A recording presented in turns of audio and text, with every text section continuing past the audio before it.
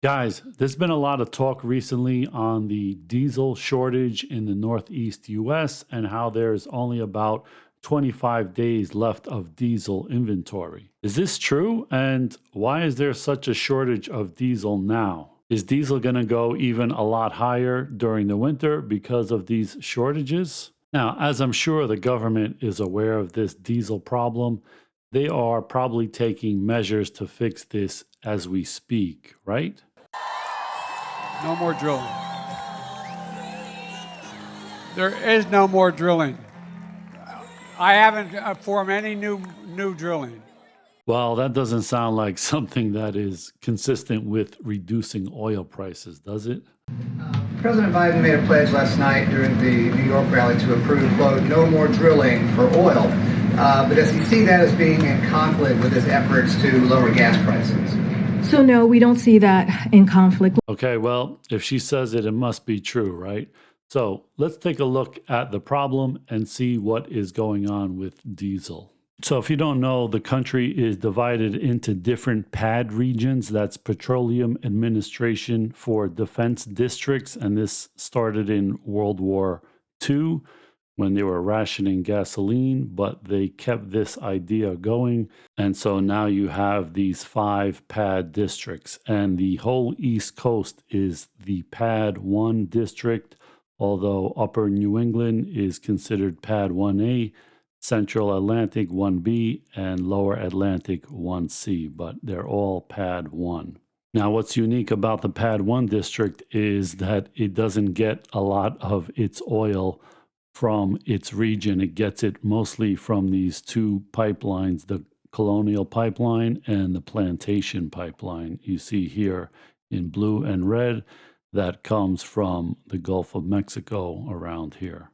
Now, the PAD 1A in the upper northeast of Maine and Massachusetts, they get a lot of their oil actually from Canada by rail and truck, and by ships from Canada, as well as from Europe and some other countries. So they actually import a lot of oil. And this is why the idea to stop exporting oil is a really bad idea, because other countries will stop exporting their oil as well. And so places like the Northeast here will not be able to get the supplies that they need, since a lot of it is actually imported. So here's a chart of the diesel days of supply going back to about 2015, and the average is around 35 days or so. And right now we're running at about 25 days. But this chart showing the East Coast diesel inventories shows that it is way under the average of about 50 million barrels around this time of the year. We're more like 25, so about half of that. And so because of that, the price of diesel has gotten away from gasoline and crude oil. Normally it trades right around along with it. But here you see gasoline is trading at like $3 and diesel is like $4.34. A big spread away from gasoline and West Texas Intermediate crude. And I just drove up the East Coast from Florida all the way to Canada, and I saw the prices of gasoline ranged from about $3.10 to about $4 as you get towards New York and New Jersey. But diesel was always like $5 or so at the minimum. So a huge difference between the price of diesel and regular gasoline, when usually they were right around the same price. And this article on Zero Hedge explains it pretty good. The U.S. diesel supply crunch is the worst since 2008. These are the inventory levels, days of distillate supply. And with winter coming, it's only going to get worse, because the New England distillate inventories are way below the average. And with winter comes homes using heating oil, which is the same as diesel, to heat their homes. And so here they say, of the roughly 5.3 million households that use heating oil in America, more than 80% are in the Northeast. So once people start heating their homes in the Northeast, that's even going to make the diesel shortage worse. So these are the reasons for the collapse in inventories: that local diesel demand has recovered quicker than gasoline and jet fuel from the impact of the pandemic. And foreign demand is also strong, with America diesel exports running at an unusually high level.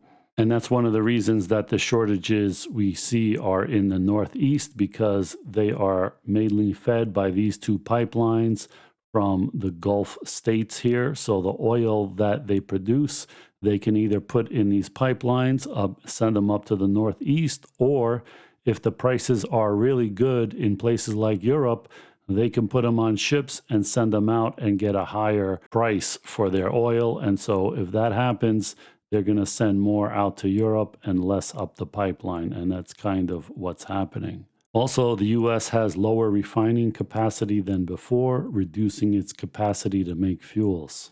And so here they say since 2019, 7 U.S. refineries have shut production down, reducing fuel production by 40 million gallons per day. And there's actually very few refineries in Pad 1.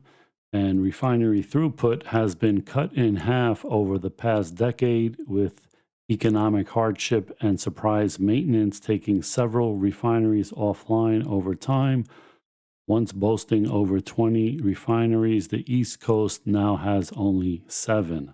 And so why don't they just build more refineries, right?